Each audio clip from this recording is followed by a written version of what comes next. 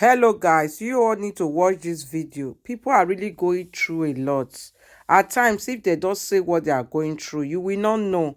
Please don't judge, don't judge, don't judge.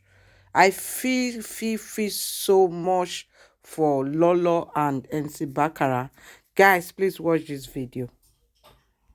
She'll be fine, and he said,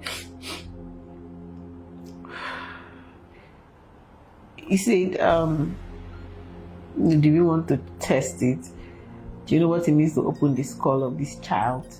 It's 50-50. Is it not the pain should go through? What if it doesn't work? Okay, then whose brain are you going to take from? Because when you wish that you have a brain of a child of this age, then that means you're wishing that another child of this age goes down so that this your baby can be well. So I feel like that's a little selfish.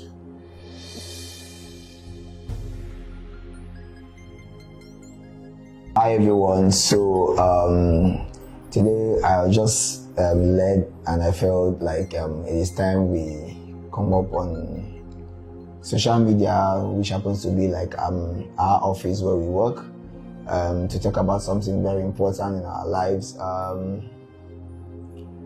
Over the years, for the past 3, 4, 5, 6 years, we've had a lot of people trolling, my wife and I, that we have not been posting our only daughter online, posting our only daughter, our child, our first child. And so,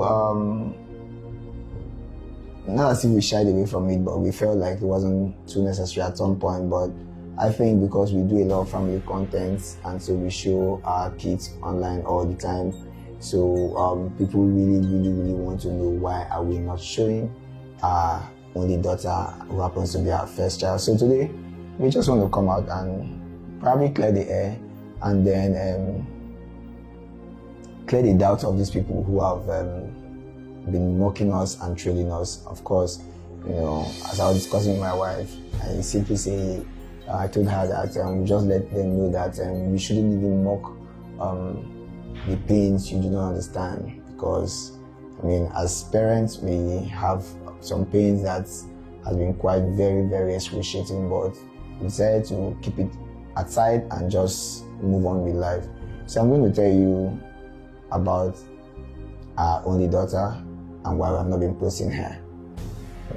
Should I go ahead? Yeah, please. All right. So in 2015 was when we got married, and in 2016 my wife delivered of our baby girl. Her name is Eke Aya. All right, so The 19th of October. 19th of October 2016. Yeah. So now that night was one of the most horrible nights in our life, like very horrible night. I think on the 16th, on the 7th, 18 was when you started, the labor started.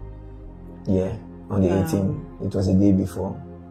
It was like the early hours of the day. Early hours of the 19th.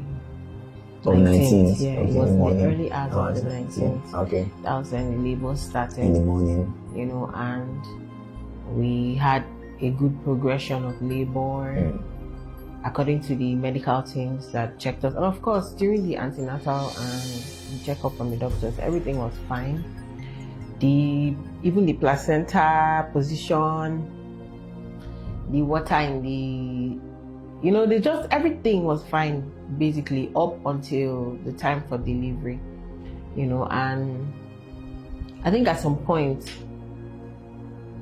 in the hospital, of course, we're in a public hospital, government hospital, and at some point when I was going through my pain, it was like I think it was like it was not a medical personnel that checked me at some point. I feel like the nurses, everybody just went to go and rest, and the person I saw that was trying to clean the room, so I just assumed that might be a cleaner or something that was now checking me at some point, but I had progressed greatly, and then the doctor came out like, okay, in the next few minutes or so, not up to an hour, you're going to have to start entering to push up, so that was the plan.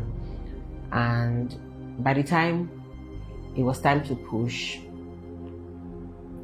we had some issues, and the baby's head will be coming out, and somehow it will slide back in. I don't know. The nurses were like shouting, and at some point they're not like that. I should not allow the baby. They were acting as if maybe I was the one that was sucking the baby back inside of my body, and or pushing the baby back. But the baby's head would crown. Would be like push, that kind of thing. But at the end of the day, the baby came out.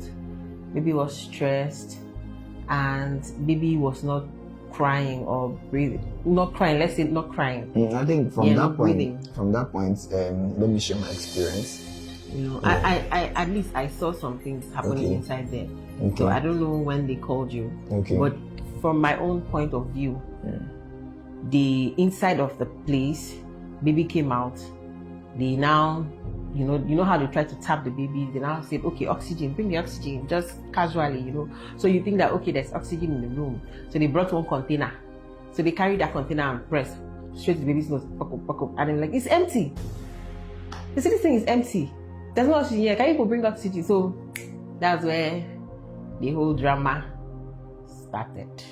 So baby was brought out, with an oxygen mask with a cylinder, and of course, the cylinder was not producing oxygen, but rather, some sort of water.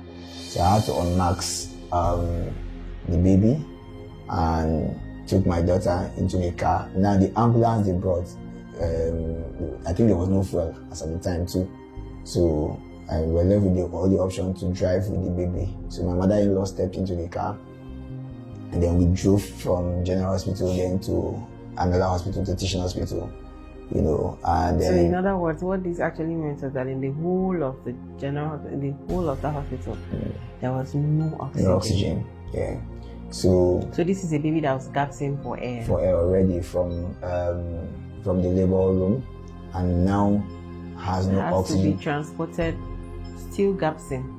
For about over 5 to 10 minute distance, and then even getting to Teaching Hospital again, we have to start filling forms and buying cards and all of that. And then the oxygen was still not in the building, so they had to send someone they had to say one of you people had to go to outside of there, down a little bit to get the oxygen, because I was there with my friends as well.